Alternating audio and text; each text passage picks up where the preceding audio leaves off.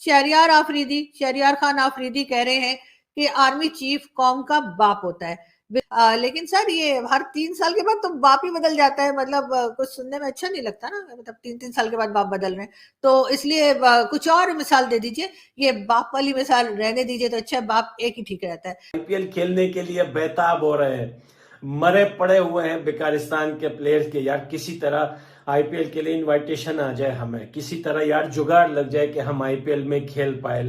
होता कौन है जो हम पर बीती है, जो इंडियंस पे बीती है। मैं कश्मीरी पंडितों को भी, they are a part of India, they are a part of Indian union, जो उन पर बीती है वो हर एक इंडियन पे बीती है, हर एक कश्मीरी पे बीती है।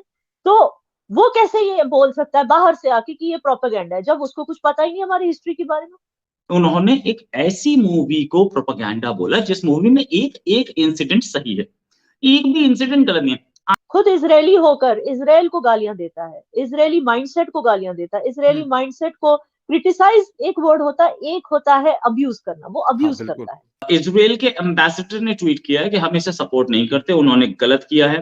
पाकिस्तानी एम्बेसीज अब जाके प्रोएक्टिव हुई हैं। India embassies have been very proactive. They've been showcasing the Indian culture, yoga culture. पूरा दुबई में देखते हैं हर जगह योगा उन्होंने प्रमोट किया हुआ है। इजराइल के लोग जो हैं वो कश्मीर फाइल्स को लेके बहुत ज्यादा वो हो गए, मतलब they are very touched by this movie, overwhelm, क्योंकि उनको लगता है कि जो हॉलोकॉस्ट उनके साथ हुआ था कुछ वैसी सिमिलैरिटीज थी और वैसे ही कुछ कश्मीरी पंडित के साथ भी हुआ था। तो वो एक वो एक अग्रीमेंट में है इस मूवी के साथ।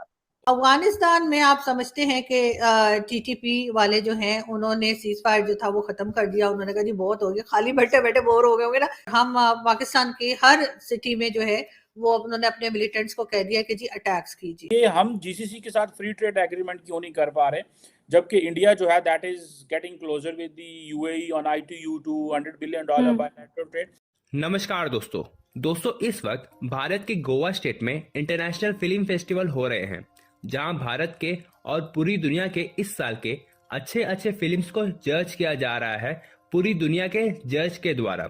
और इसी दौरान भारत के इस साल के सबसे चर्चित फिल्म कश्मीर फाइल्स, जो कि कश्मीर में हुए कश्मीर पंडितों के साथ अत्याचारों पर निर्धारित थी, उसके ऊपर एक इजराइल से आए जूरी ने अपनी टिप्पणी की। उन्होंने कहा कि कश्मीर फाइल्स एक वल्गर और प्रोपेगेंडा फिल्म है, जबकि इस फिल्म में कुछ भी वल्गैरिटी बात नहीं की गई है और पूरी दुनिया मानती है कि कश्मीर पंडितों के साथ अत्याचार हुए थे। लेकिन दोस्तों, अब इजरायली जज के बदले इजराइल के एम्बेसडर टू इंडिया भी भारत से माफी मांग रहे हैं और इजराइल के लोग भी इस घटना से दुखी है। तो चलिए दोस्तों, इसी पर पाकिस्तानी मीडिया का रिएक्शन देखते हैं। द कश्मीर फाइल्स को लेके एक बार फिर कंट्रोवर्सी उठ गई है, वो क्या है और ये हंगामा सा क्यों दोबारा से शुरू है उस फिल्म को लेकर? देखिए, इंडिया में एक फिल्म फेस्टिवल चल रहा है, उस फिल्म फेस्टिवल में एक जूरी थी इंटरनेशनल अवार्ड्स के, उसमें जूरी में के हेड जो थे नदाफ लपिड, उन्होंने बोला कि कश्मीर फाइल्स एक ऐसी मूवी है जो कि किसी इस कंपटीशन में आने लायक नहीं थी। ये मूवी जो है ये प्रोपेगेंडा है, ये वल्गर है, और ऐसी चीजें बोलने के बाद उनको हेवी क्रिटिसिज्म का सामना करना पड़ रहा है चारों ओर से। अपनी गवर्नमेंट ने भी उनको क्रिटिसाइज किया है। इजराइल के एम्बेसडर ने ट्वीट किया है कि हम इसे सपोर्ट नहीं करते, उन्होंने गलत किया है। गवर्नमेंट ने लेटर भेजा इंडियन गवर्नमेंट को, मतलब दोनों कंट्रीज के बीच में रिलेशन एकदम थ्रेशोल्ड पे आ गए थे और दोनों गवर्नमेंट, मतलब इंडियन गवर्नमेंट ने तो रिएक्ट ही नहीं किया, उस पर 24 घंटे से ऊपर हो चुके, इंडियन गवर्नमेंट ने कोई रिएक्ट नहीं किया।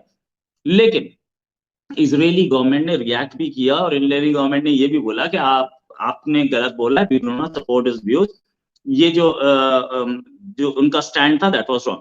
मुझे नहीं लगता कि उसने इस मूवी को एज एन आर्टिस्ट जज किया, क्योंकि मैं मानती हूँ it was an art competition. शायद उसको मूवी की डायरेक्शन नहीं अच्छी लगी होगी, शायद उसको मूवी की लाइटिंग, सेट, कॉस्ट्यूम, मेकअप या स्टोरी टेलिंग नहीं अच्छी लगी होगी, लेकिन उसने इन सब पॉइंट्स पे जिक्र नहीं किया। उसने ये बोला, सिर्फ एक लाइन बोली मूवी के बारे में, ये प्रोपेगेंडा था, झूठी मूवी थी और वल्गर मूवी थी। आप मुझे बताइए इसमें कौन सी वल्गैरिटी है? What is the vulgarity shown in this? इसमें क्या कोई आइटम नंबर है? ये किस चीज की बात कर रहा है? दूसरी चीज, इसने इसको प्रोपेगेंडा कैसे बोली? प्रोपेगेंडा का सीधा इंसाफ मीनिंग डिक्शनरी में क्या है? प्रोपेगेंडा का मीनिंग होता है झूठी बात, और एग्जैक्टली झूठी बात को जब जोर जोर से कोई ऐलान करता है उसको प्रोपेगेंडा कहते हैं। तो वो होता कौन है जो हम पर बीती है, जो इंडियंस पे बीती है। मैं कश्मीरी पंडितों को भी, they are a part of India, they are a part of Indian union, जो बिल्कुल। उनको, जो उन पर बीती है वो हर एक इंडियन पे बीती है, हर एक कश्मीरी पे बीती है। तो वो कैसे ये बोल सकता है बाहर से आके कि ये प्रोपेगेंडा है, जब उसको कुछ पता ही नहीं हमारी हिस्ट्री के बारे में।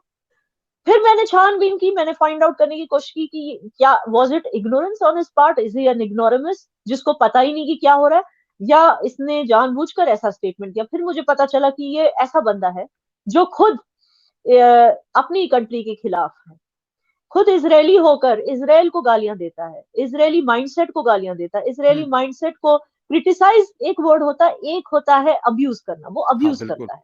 फर्क है दोनों में। ठीक है, दोनों में फर्क है। वो अपनी ही कंट्री को जब इज्जत नहीं देता, तो जिन कंट्रीज को उसकी कंट्री सपोर्ट करती है, जैसे इजराइल, आपने नोटिस किया होगा इजराइल के लोग जो हैं वो कश्मीर फाइल्स को लेके बहुत ज्यादा वो हो गए, मतलब they are very touched by this movie, overwhelm, क्योंकि उनको लगता है कि जो हॉलोकॉस्ट उनके साथ हुआ था कुछ वैसी सिमिलैरिटीज थी, और वैसे ही कुछ कश्मीरी पंडित के साथ भी हुआ था। तो वो एक मतलब वो एक अग्रीमेंट में है इस मूवी के साथ, his whole country on the whole. तो मुझे लगता है कि वो अपनी कंट्री को बिलिटिल करने के लिए, क्योंकि उसको अपनी आइडेंटिटी और अपनी कंट्री से प्रॉब्लम है, तो तब उसने जाके इतना पॉलिटिकल स्टेटमेंट दिया उस स्टेज पे जहां पे उसको एज अ फिल्म जूरी जाना था। उसने एक पॉलिटिकल स्टेटमेंट, उस स्टेज को यूज किया to give out a political statement. हम मिडिल ईस्टर्न ममालिक को सिर्फ कश्मीर के लेंस ही देखते रहे हैं कि हमें इनकी जरूरत है कि जब इंडिया के खिलाफ मास खड़ा करना हो तो चलो इनको साथ ले आओ, और बाकी टाइम जो है वो आप उधर देखते रहो फॉर एड सपोर्ट और अपने जो है वो एक अनस्किल्ड लेबर भेजने के लिए। अदर देन दैट हमने उनको सीरियस नहीं लिया। डू यू थिंक दैट कि हम दिस इज अ चैलेंज, और ये हम जीसीसी के साथ फ्री ट्रेड एग्रीमेंट क्यों नहीं कर पा रहे, जबकि इंडिया जो है that is getting closure with the UAE on ITU $200 billion bilateral trade. तो जरा इस पे बताया कि हम कहाँ खराब हो गए और इंडिया कहाँ से जो है वो मिडिल ईस्ट के करीब आ गया। अब तो उन्होंने they change the middle eastern countries position on Kashmir as well.